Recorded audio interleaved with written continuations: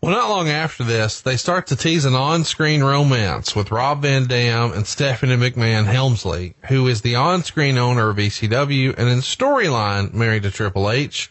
At this time, Trips is out with a torn quad, but they're not yet married in real life. This feels like a Vince McMahon idea. Who came up with Rob Van Dam being in a romantic relationship with Stephanie? It was Vince McMahon's idea because he wanted more emotion out of RVD, and he felt that Rob was too one-dimensional and felt that if there was a love interest or a relationship that we could get more out of Rob. So it was up to me to make that pitch. So the pitch happens, and Rob at the time was married, and he himself would say he had an insecure wife who was giving him shit anytime an attractive woman was even nearby. So now that there's going to be some sort of romance on TV while she's not there, maybe that's not the best idea. And allegedly he shares that with you and you say, oh, that's good. I didn't know. I mean, I don't know unless you tell me. So if you tell me what you're comfortable with or not tell me, that's the difference. So now that I know what you're comfortable with, I know we have something we can work with. We'll figure it out. So he gets to the building the next week, and Brian gives him the script, and it's the exact same thing.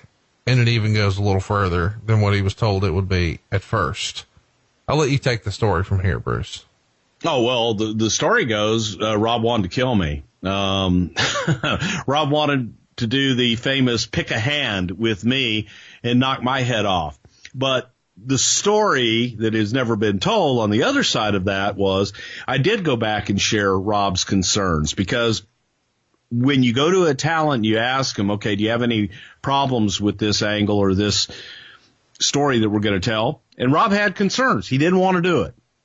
In his real life situation, he didn't feel comfortable doing it. He didn't want to do it. And I made that known.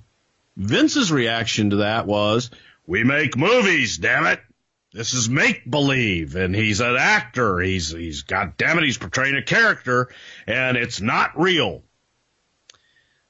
Well, that's tough to explain to the significant other on the other side that's sitting at home that has seen their real-life husband on a, quote, reality-type television show interacting with another female. And it's, again, when you mix reality and fantasy, it's a tough mixture.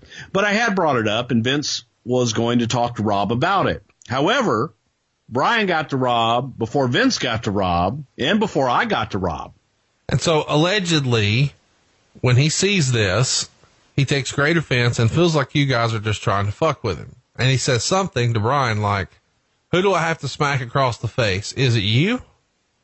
And allegedly, Brian can't wait to say, no, this is Bruce's. Hell yeah, he said no. This is Bruce's. And Rob says, well, where's he at? Talking about you. And Brian said, please don't smack Bruce. And Rob again says, where's he at? And allegedly, he says he's going to come find you and say, pick a hand. And sort of the backstory on that is once upon a time, Taz, who was a locker room tough guy, and everybody knew that, allegedly had a little bit of a skirmish with Rob Van Dam, and Rob said, pick a hand. And when he did or didn't, he slapped the shit out of Taz, and they were cool after that. It sort of just hit the reset button on the relationship, and there was mutual respect. Well, allegedly, he's looking for you here because he's told you he doesn't want to do this. You said you'd take care of it, and now it's still happening, and it's worse. So he wants to play pick a hand. Did you see him that day? I did see him that day, and thank God I didn't play pick a hand with him.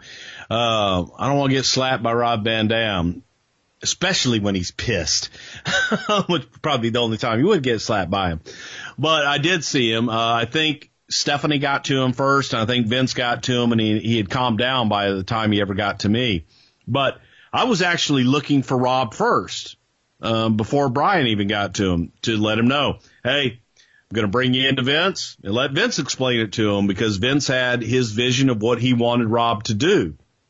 And I had explained Rob's position and why he didn't want to do it. And Vince was adamant that he wanted Rob to do this, and he would talk to him. So I wanted to get to Rob first, bring him into Vince. Brian got to Rob first, kind of thinking that, I guess, that we had already gotten to Rob and that he was cool with it. But, yeah, thank God cooler heads prevailed, because I probably would have picked the left one, and that would have hurt the shit out of the right side of my face. But either one, I'm not sure I really want to take, quite frankly. Even Stephanie was trying to sell it. Hey, this is just acting, and we'll do it funny.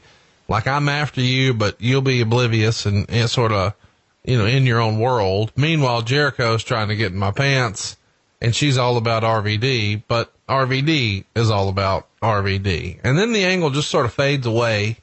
Well, where was this going? I mean, were they going to make little RVD babies that started pointing to themselves? No, it was a love triangle, and it was a story to play out on television. But Rob wasn't comfortable with it, and we didn't do it.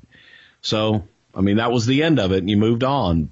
It was a way to just further their characters and tell a story. And I think everybody can relate to someone having a crush on them and relationship stories. The Unforgiven pay-per-view goes down on September 23rd in Pittsburgh, and RVD beats Jericho here in a hardcore match to retain the title. And the next night on Raw, he's challenging The Rock for the WCW World title. And it's the first ever singles match between them, and the first time that Rob officially has a world title match, because his match with Austin, of course, was non-title. Well, of course, Rock wins the match. And this is the first time that these guys had faced off. Did you see money in that match? I mean, it is sort of fun to look back at this time and say, man, Rob's working with Jeff Hardy. He's working with Kurt Angle. He's working with Chris Jericho. He's working with The Rock. He beat Stone Cold. You're pulling out all the stops here for him. What'd you think of his match here with The Rock? I thought it was good. I don't think you can put your finger on and say, hey, man, that was a bad match with Rob. And maybe that's because it's like, everybody's going to shit all over me for this one. I look at John Cena. You know why I like John Cena? Because he doesn't work like everybody else. He's half-ass clumsy in the ring. He looks like he's clumsy, but he knows what the hell he's doing, and he's different.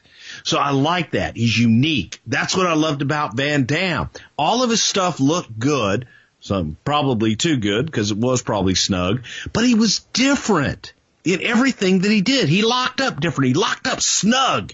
And it felt real, man. And it was just the way that he handled himself that you liked the guy. Easy to like.